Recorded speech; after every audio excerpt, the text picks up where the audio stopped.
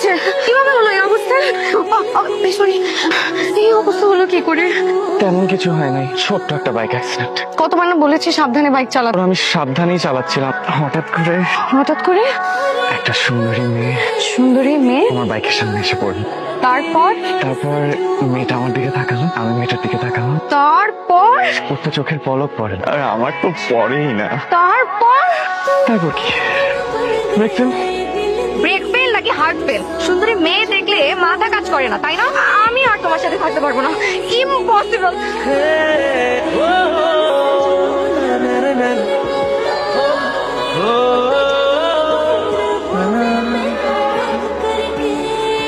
তুমি কি করে ভাবলে যে আমি অন্য কারো প্রেমে পড়বো?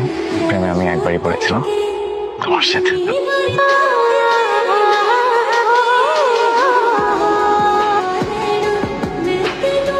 হ্যাঁ, এইটার প্রাইস কত?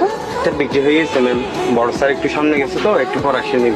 আর কোনো পিস অ্যাভেলেবল নাই? অ্যাভেলেবেল নেই এটা। হ্যাঁ, কোনো কিছু করা যাবে? ম্যানেজ করা সম্ভব না ভাই, একটা ছিল তো একটা সেল করে দিচ্ছি।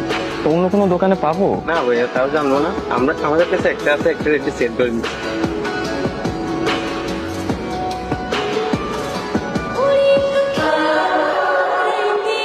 মন খারাপ? কতটা মন খারাপ? এতটা নয়। কিন্তু এই মন খারাপের শহরে যে আমি আর থাকতে চাই না। আমি তোমার মন ভালো হওয়ার কারণ হতে চাই।